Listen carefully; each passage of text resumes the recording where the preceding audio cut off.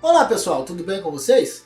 Dando prosseguimento a esse grande módulo de resolução de exercícios, hoje vamos falar da gravitação. A todos aqueles que ainda não dominam esse assunto, eu sugiro que primeiro assistam a aula teórica acerca desse tema. Para isso eu vou deixar aqui um card que vai remetê-los diretamente a essa aula a qual estou me referindo.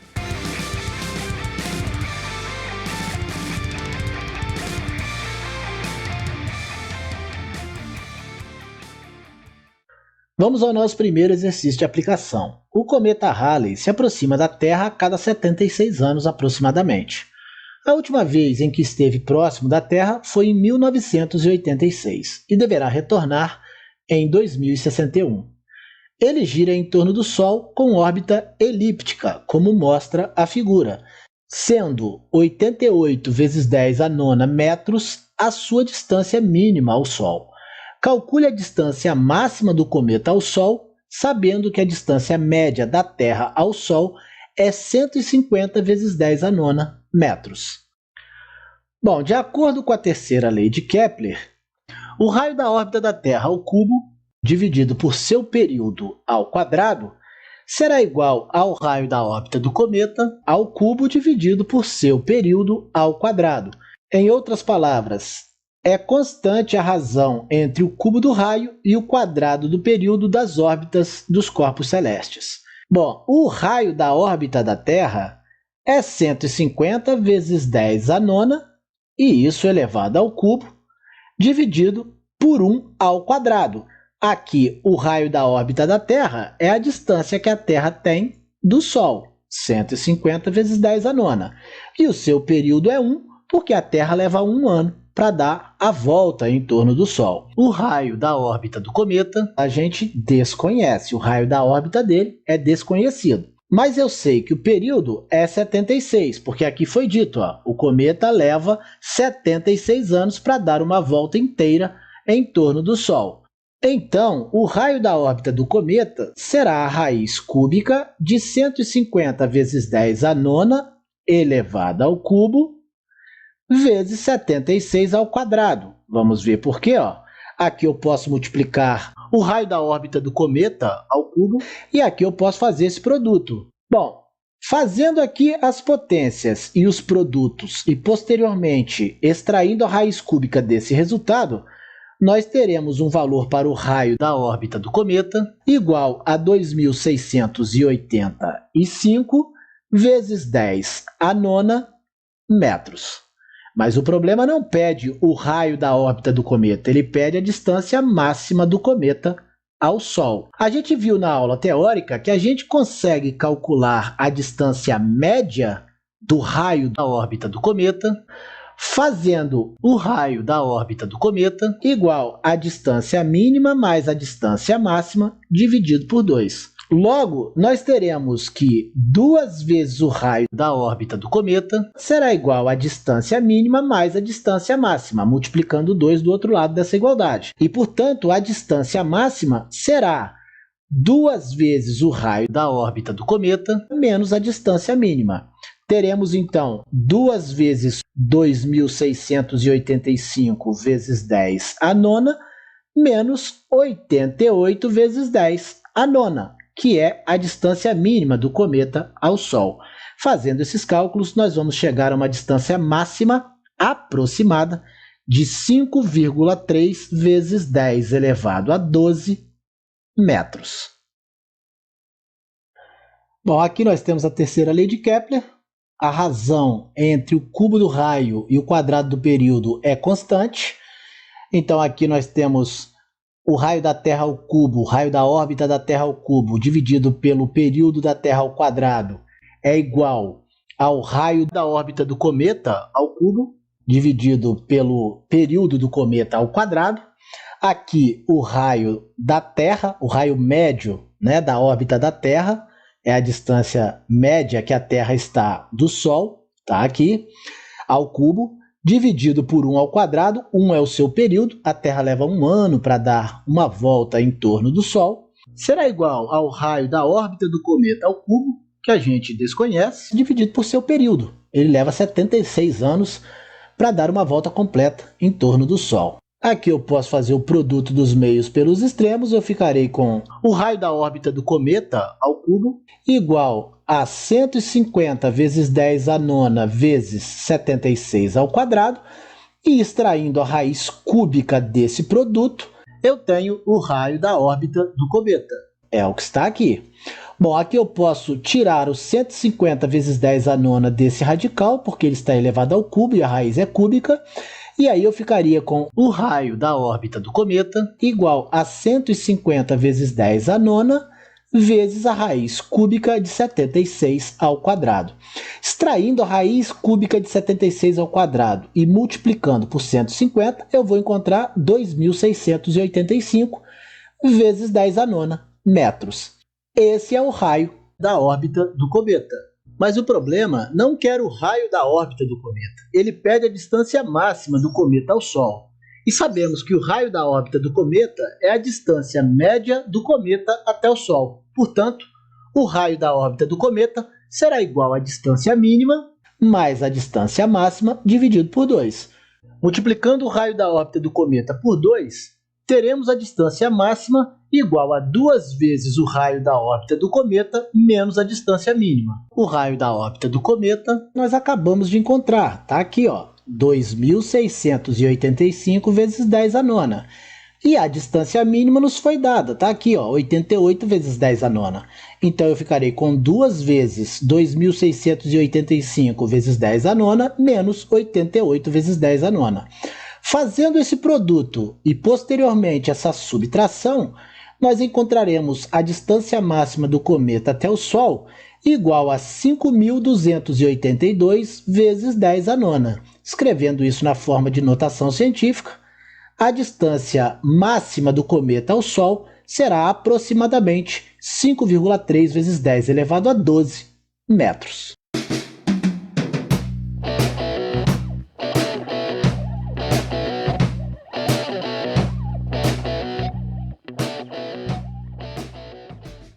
Deseja-se colocar em órbitas circulares um satélite ST ao redor da Terra e um satélite SL ao redor da Lua, de modo que ambos tenham o mesmo período. São dados o raio da Terra, está aqui, o raio da Lua, está aqui, a massa da Terra e a massa da Lua. Sendo RT a distância de ST ao centro da Terra e RL a distância de SL ao centro da Lua, determine o menor valor possível para RT. Bom, para que RT tenha o menor valor possível, RL deve ter o menor valor possível. E o menor valor possível para RL é o raio da Lua. Veja bem, nessa situação, a gente está considerando que seria possível que esse satélite que orbita a Lua o fizesse de modo rasante à superfície da Lua.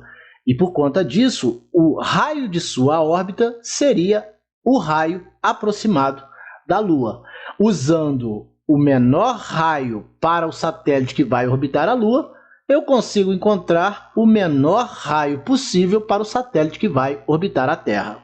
De acordo com a terceira lei de Kepler, nós teremos que o raio do satélite que vai orbitar a Lua ao cubo, dividido pelo período do satélite que vai orbitar a Lua ao quadrado, é igual a g vezes a massa da Lua, dividido por 4π ao quadrado.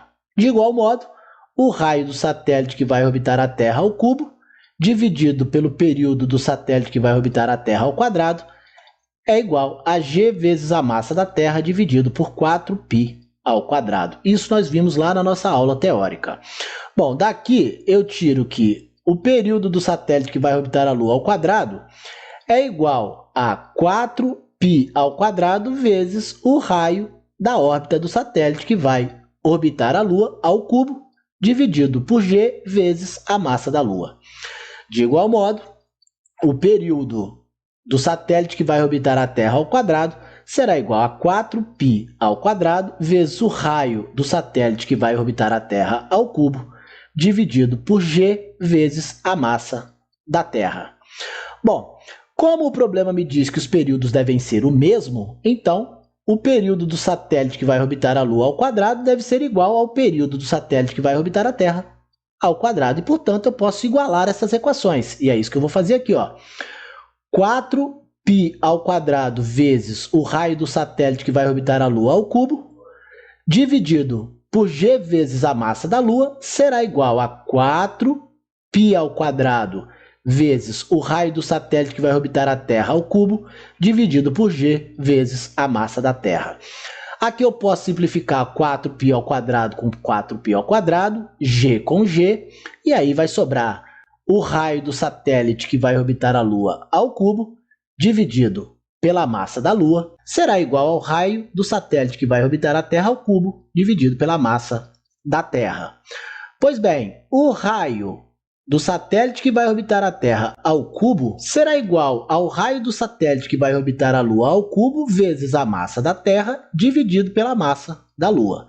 Melhorando isso aqui, o raio do satélite que vai orbitar a Terra será igual a raiz cúbica do raio do satélite que vai orbitar a Lua ao cubo vezes a massa da Terra dividido pela massa da Lua. Então nós teremos o raio do satélite que vai orbitar a Terra deve ser igual ao raio do satélite que vai orbitar a Lua vezes a raiz cúbica da massa da Terra dividido pela massa da Lua. Bom, agora basta substituir os valores. Eu terei o raio do satélite que vai orbitar a Terra igual ao raio do satélite que vai orbitar a Lua. Vou usar o raio da Lua, já falei o porquê, porque é o menor raio possível para esse satélite, e para achar o menor raio possível para o satélite que vai orbitar a Terra, é esse valor que eu devo usar. Então eu vou fazer 1,74 vezes 10 à sexta, vezes a raiz cúbica da massa da Terra, que é 5,98 vezes 10 a 24, dividido pela massa da Lua, que é 7,34 vezes 10 elevado a 22. Bom, eu terei então o raio do satélite que vai orbitar a Terra igual a 1,74 vezes 10 à sexta, vezes esse resultado, que é 4,33. Fazendo o produto de 4,33 por 1,74, eu terei um raio para o satélite que vai orbitar a Terra de aproximadamente 7,53 vezes 10 à sexta metros. Esse é o menor valor possível para o raio desse satélite que vai orbitar a Terra. E como é que eu o encontrei? Usando o menor valor possível para o raio do satélite que vai orbitar a Lua. Conforme fizemos o cálculo no slide anterior, a gente precisa considerar que o menor raio possível para o satélite que vai orbitar a Lua é exatamente o raio da Lua.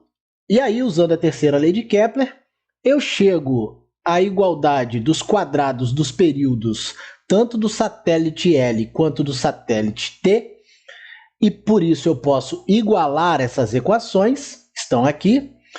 Fazendo as devidas simplificações, eu vou ter essa igualdade, e aí basta eu substituir os valores para encontrar o valor mínimo que o raio do satélite que vai orbitar a Terra deve ter. Isso com base no valor mínimo do raio do satélite que vai orbitar a Lua. Esse valor mínimo é aproximadamente 7,53 vezes 10 à sexta metros.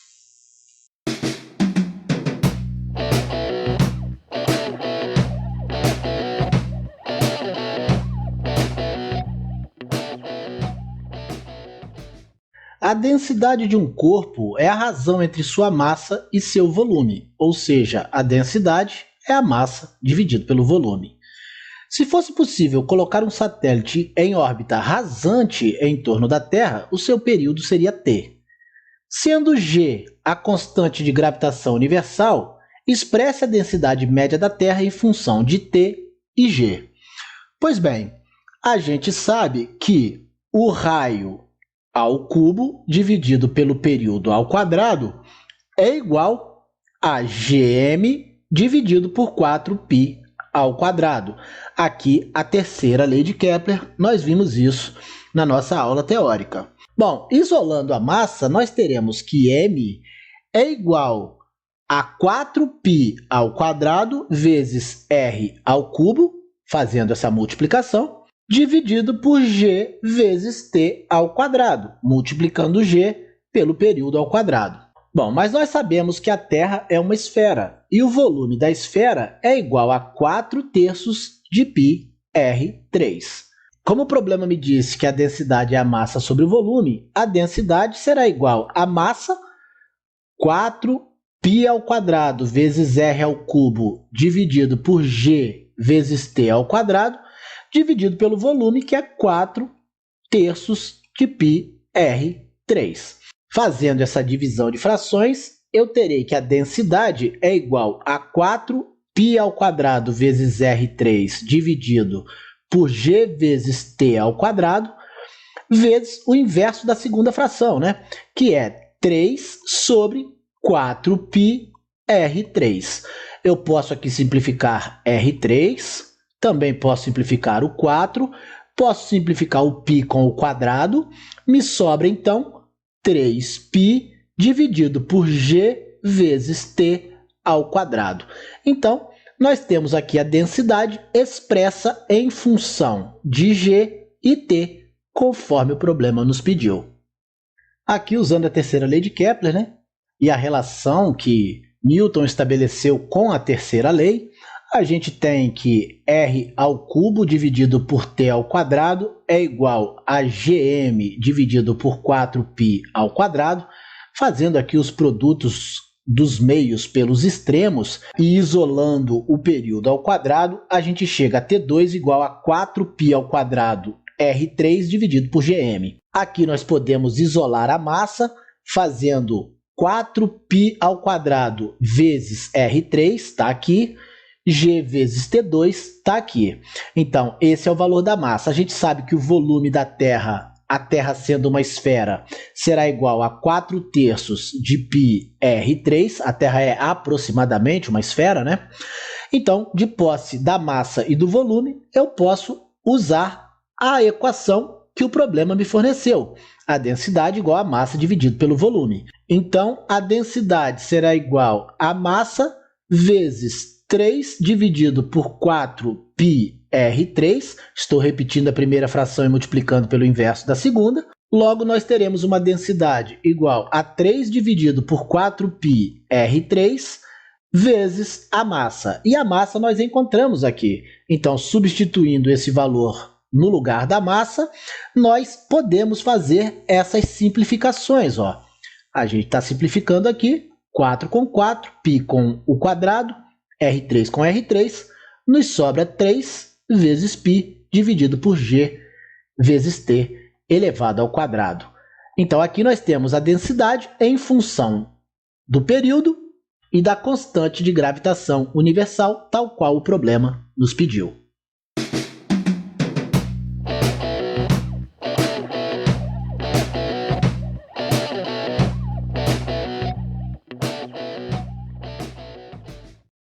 Suponha que a Terra seja esférica, homogênea, e que a aceleração da gravidade na superfície seja 10 metros por segundo ao quadrado se não houver movimento de rotação. Quantas vezes mais rápido, aproximadamente, teria que girar a Terra para que uma pessoa situada ao longo da linha do Equador tivesse seu peso aparente reduzido a zero? São dados a velocidade angular de rotação da Terra, aproximadamente 7 vezes 10 elevado a menos 5 radianos por segundo, e o raio da Terra, aproximadamente 6.400 quilômetros. Vamos a algumas considerações importantes. Bom, aqui nós vamos chamar de G0 o campo de gravidade da Terra. O que vem a ser isso? É a aceleração da gravidade da Terra sem levar em consideração o movimento de rotação. Então, nesse caso, G0 é 10 metros por segundo ao quadrado. É o que o problema me fala, desconsiderando o movimento de rotação. Mas quando a gente mede a aceleração da gravidade na superfície da Terra, nós precisamos levar em conta a rotação da Terra. E essa aceleração que leva em consideração a rotação da Terra, eu vou chamar de G', que é a verdadeira aceleração da gravidade medida na superfície da Terra. Ela é igual a G0 menos a aceleração centrífuga, ômega quadrado vezes o raio. Bom, como o problema quer saber a velocidade para que o peso aparente seja reduzido a zero, significa dizer que a pessoa que estará sobre a linha do Equador não sentirá o seu peso, ou seja, terá uma aceleração da gravidade igual a zero. E, portanto, zero será igual a G0 menos ômega quadrado vezes R. Eu posso dizer que ômega quadrado vezes R será igual a G0, passando esse termo para o outro lado da igualdade. Ômega quadrado será G0 dividido pelo raio. Ômega será a raiz de G0 dividido pelo raio. Então, nós teremos ômega igual a raiz quadrada de G0, que é 10, dividido pelo raio da Terra. O raio da Terra, que é aproximadamente 6.400 quilômetros, em metros, será 6.400.000 metros, ou seja, aproximadamente 6,4 vezes 10 a sexta metros.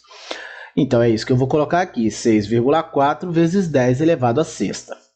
Então, ômega será igual a raiz de 10 dividido por 64 vezes 10 à quinta.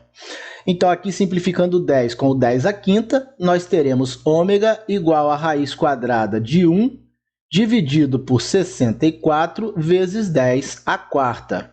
Então, ômega será igual a 1/8 vezes 10 elevado a menos 2. A raiz de 10 à quarta é 10 ao quadrado. Subindo 10 ao quadrado para o numerador, o sinal do expoente fica negativo. E isso aqui ainda vai me dar 0,125 vezes 10 elevado a menos 2 radianos por segundo. Pois bem, mas ele quer saber, na verdade, quantas vezes mais rápido a Terra precisava girar para que, ao longo da linha do Equador, a gente tivesse o peso aparente reduzido a zero. O que ele quer, na verdade, é a razão entre a rotação real da Terra e a rotação que a Terra deveria ter para que isso acontecesse. Então, na verdade, o que ele quer é ômega dividido por ômega zero, a razão entre as duas velocidades angulares. Bom, ômega eu acabei de dizer que é 0,125 vezes 10 a menos 2. Eu vou escrever ele assim, ó, 125 vezes 10 a menos 5. Eu vou andar com a vírgula 3 casas para a direita e aqui eu preciso diminuir 3 algarismos no expoente. E por que eu fiz isso? Porque ômega zero é 7 vezes 10 elevado a menos 5. E aí eu posso simplificar 10 a menos 5 com 10 a menos 5. Então eu terei a razão entre a velocidade angular que a gente deve ter para ter a sensação do peso reduzido a zero, dividido pela velocidade angular real da Terra, igual a 125 dividido por 7. E isso daqui vai me dar um valor aproximado de 18. Ou seja, a Terra precisaria girar 18 vezes mais rápida do que ela gira normalmente para que a gente, na linha do Equador, sentisse o nosso peso aparente reduzido a zero. Como eu disse, G0 corresponde à aceleração da gravidade desconsiderando a rotação da Terra, apenas levando em conta a atração gravitacional da Terra, e G é verdadeiramente a aceleração da gravidade, levando essa rotação em conta. E por isso, eu devo fazer G0 menos a aceleração centrífuga. Vale lembrar que o módulo da aceleração centrípeta é igual ao módulo da aceleração centrífuga. Como o problema pede a velocidade da Terra para que a gente sinta o peso aparente reduzido na linha do Equador igual a zero, ele está dizendo que essa aceleração deverá ser igual a zero. E foi isso que nós fizemos. Fazendo os cálculos, como fizemos no slide anterior, encontraremos a razão entre a velocidade angular que a Terra deveria ter para que na linha do Equador a gente sentisse o peso aparente reduzido a zero e a velocidade angular de rotação da Terra aproximadamente igual a 18.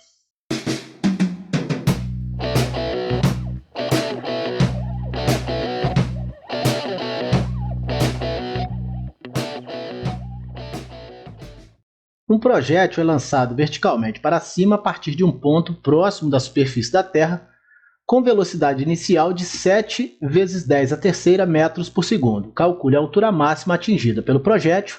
São dados a massa da Terra, 6 vezes 10 a 24 kg, e o raio da Terra, 6,4 vezes 10 elevado à sexta, além da constante de proporcionalidade, 6,7 vezes 10 elevado a menos 11. Bom, antes de iniciarmos, vamos fazer algumas considerações. Eu vou adotar como nível de referência o centro da Terra. E por isso, eu vou chamar a distância que vai do centro da Terra até a sua superfície de R, porque essa é a medida do raio da Terra. Vou chamar a distância que vai da superfície até o ponto mais alto atingido pela partícula de H. E vou chamar a distância que vai do centro da Terra até a altura máxima atingida pela partícula de S. Aqui eu tenho a altura máxima atingida pela partícula. Feitas essas considerações, eu terei inicialmente, que eu vou chamar de situação 1, a energia cinética igual a massa vezes a velocidade inicial ao quadrado sobre 2. E terei a energia potencial gravitacional igual a menos Gmm dividido por R. E por que por R? Porque a partícula inicialmente está a uma distância R do nível de referência que eu adotei. Essa é a situação inicial. Bom, a situação 2, que é a situação final, nela nós teremos a energia cinética igual a zero. Por quê? Porque no ponto máximo da trajetória, a partícula tem velocidade igual a zero. E a energia potencial gravitacional será menos Gmm dividido por S. E por que S? Porque no ponto final da trajetória, a partícula está a uma distância S do meu nível de referência. Pois bem, eu sei pelo princípio da conservação da energia mecânica que a energia cinética mais a energia potencial na situação inicial será igual à energia cinética mais a energia potencial na situação final. E é isso que eu vou escrever aqui, ó. Eu terei m vezes v0 ao quadrado sobre 2 menos Gmm dividido por R igual a menos Gmm dividido por S. Aqui, m maiúsculo é a massa da Terra, m minúsculo é a massa da partícula. Pois bem, nem coloquei aqui ó, a energia cinética, porque aqui, na situação final, ela é nula. Bom, posso dar uma melhorada nessas equações aqui, né? Eu posso simplificar a massa da partícula, e aí eu terei a velocidade inicial ao quadrado sobre 2, igual a Gm sobre R, passando esse termo para o outro lado da igualdade, menos Gm sobre S. Bom, ainda posso melhorar isso aqui. A velocidade inicial ao quadrado será igual a 2 vezes Gm, colocando Gm em evidência e multiplicando 2 para o outro lado da igualdade, vezes 1 sobre R menos 1 sobre S. Pois bem, aqui nós podemos passar o 2Gm para o outro lado da igualdade, ou seja, teremos a velocidade inicial ao quadrado dividido por 2Gm será igual a 1 sobre R menos 1 sobre S. Passando menos 1 sobre S para o outro lado da igualdade, 1 sobre S igual a 1 sobre R, passando para o outro lado esse termo, menos a velocidade inicial ao quadrado dividido por 2Gm. Então, nós temos aqui S, a distância do centro da Terra até a altura máxima da partícula, e R igual ao raio da Terra. Podemos substituir os valores para a gente encontrar o valor de S, né? Uma vez que o valor de R nós já temos, o raio da Terra está aqui. Então, basta substituir agora os valores. 1 sobre S igual a 1 sobre o raio da Terra, 6,4 vezes 10 à sexta, menos a velocidade inicial ao quadrado, que é 7 vezes 10 à terceira ao quadrado, dividido por 2 vezes a constante de proporcionalidade, 6,7 vezes 10 elevado a menos 11, vezes a massa da Terra, 6 vezes 10 elevado a 24. Pois bem, 1 sobre S será igual a 1 dividido por 6,4, 0,156. Passando 10 à sexta para o numerador, 10 elevado a menos 6, menos 7 ao quadrado, 49. 10 a terceira ao quadrado, 10 a sexta. Dividido por 2 vezes 6,7 vezes 6, 80,4. Vezes 10 elevado a menos 11 vezes 10 elevado a 24, 10 elevado a 13. Repetimos a base e somamos os expoentes. Pois bem, 1 sobre S será igual a 0,156 vezes 10 elevado a menos 6, menos 49 dividido por 80,4 é 0,609 vezes 10 elevado a menos 7, porque aqui eu tenho uma divisão de potência de mesma base. Repetimos a base e subtraímos os expoentes, 6 menos 13, menos 7. Logo, 1 sobre S será igual a 0,156 vezes 10 elevado a menos 6, menos 0,0609 vezes 10 elevado a menos 6. Aqui nós transportamos a vírgula uma casa para igualarmos o expoente dessa potência de base 10 e assim podermos efetuar essa subtração. Então aqui nós teremos 1 sobre S igual a 0,156 menos 0,0609 igual a 0,095 vezes 10 elevado a menos 6. Bom, S, então, será igual a 1 dividido por 0,095 vezes 10 elevado a menos 6. Aqui trocando esses termos de lugar. Então, S será igual a 1 dividido por 0,095, 10,5, passando 10 elevado a menos 6 para o numerador, vezes 10 elevado à sexta. Bom, essa é a distância do centro da Terra até o ponto de altura máxima que o projétil alcança. Bom, mas não é isso que o problema quer. O problema quer o valor de H. Mas agora ficou muito fácil, né? E por que ficou muito fácil? Bom, porque S eu estou vendo que é H mais R. S é a distância do centro da Terra até o ponto máximo da trajetória do projétil. Então, eu tenho aqui a medida R mais a medida H, sendo a medida S. Pois bem, como a gente quer saber a altura, então, será igual a S menos R. Basta passar o R para o outro lado da igualdade. Ou seja, a altura será S, que eu acabei de encontrar, 10,5 vezes 10 à sexta, menos R, que é o raio da Terra, 6,4 vezes 10 à sexta, 6,4 vezes 10 à sexta. Logo, a altura H será de aproximadamente 4,1 vezes 10 à sexta metros. Essa é a altura máxima atingida pelo projétil. Bom, exercício bastante extenso, né? Aqui a situação inicial, a energia cinética e a energia potencial gravitacional, levando em consideração o raio da Terra, porque em relação ao nosso nível de referência, a partícula está a uma distância r dele. Aqui a situação final, a energia cinética é nula, porque no ponto de máxima altura a velocidade é nula. E aqui a energia potencial gravitacional nesse ponto de maior altura, porque a distância desse ponto de maior altura até o nosso nível de referência é S.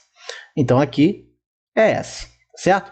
E de acordo com o princípio da conservação da energia mecânica, a soma da energia cinética inicial com a energia potencial gravitacional inicial é igual à soma da energia cinética final com a energia potencial gravitacional final. A energia cinética final é igual a zero e, portanto, aqui ela nem aparece. Fazendo as devidas simplificações, nós vamos chegar a 1 sobre S igual a 1 sobre R menos a velocidade inicial ao quadrado dividido por 2 gm. A partir daí, basta substituirmos os valores. Aqui o raio da Terra, 6,4 vezes 10 à sexta. Aqui a velocidade inicial de lançamento do projétil ao quadrado, 7 vezes 10 à terceira ao quadrado. Aqui 2 vezes a constante de proporcionalidade, 6,7 vezes 10 a menos 11. E aqui a massa da Terra, 6 vezes 10 elevado a 24. Aqui nós teremos 49 vezes 10 à sexta, tá aqui. Fazendo esse produto, nós vamos encontrar 80,4 vezes 10 elevado a 13, repetindo a base e somando os expoentes. 1 dividido por 6,4, 0,156. Passando 10 a sexta para o numerador, trocamos o sinal do expoente. Fazendo 49 dividido por 80,4, vamos encontrar 0,609. E fazendo essa divisão de potências de mesma base, repetindo a base e subtraindo os expoentes, a gente vai achar 10 elevado a menos 7. Bom, para que essas potências fiquem com o mesmo expoente, eu movimentei a vírgula, alterando o expoente do 10. Então, nós ficamos aqui com 0,156 vezes 10 a menos 6 e 0,0609 vezes 10 elevado a menos 6. Fazendo essa subtração, a gente vai encontrar 0,095 vezes 10 a menos 6. Bom, aqui eu posso fazer a troca de posições entre esses elementos. O S vai para o numerador e esse valor vem para o denominador. Então, eu terei S igual a 1 dividido por 0,095 vezes 10 a menos 6. 1 dividido por 0,095 dá 10,5. Passando 10 a menos 6 para o numerador, trocamos o sinal do expoente. Esse é o valor de S, o valor da medida do centro da Terra até o ponto de altura máxima do projétil. Mas o problema me pede a altura H em relação à superfície. Bom, mas eu estou vendo que S é igual a R mais H, ou seja, S, que está em vermelho, é R, que está em azul, mais H, que está em amarelo. Então, H é igual a S menos R. S eu acabei de encontrar, 10,5 vezes 10 a sexta. R é o raio da Terra, 6,4 vezes 10 a sexta. Fazendo essa subtração, nós encontraremos um valor aproximado de 4,1 vezes 10 a sexta metros. Essa é a altura máxima atingida por esse projétil.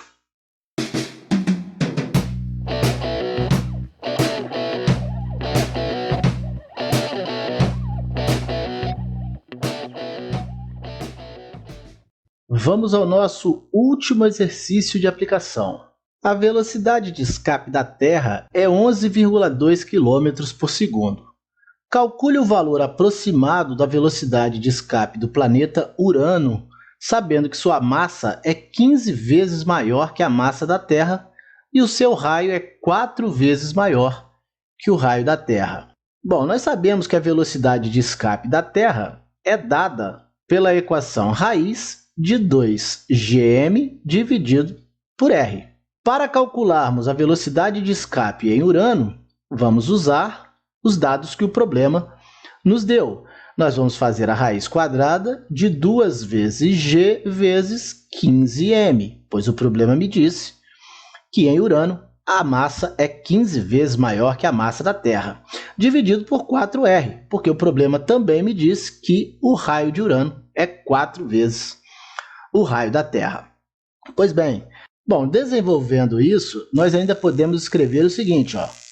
Nós teremos aqui a raiz de 15, raiz quadrada de 15, dividido por 2, porque a raiz de 4 é 2, vezes a raiz quadrada de 2gm dividido por r. 2gm dividido por r, uma vez que 15 está aqui separado em uma outra raiz, e o 4 nós extraímos a raiz dele.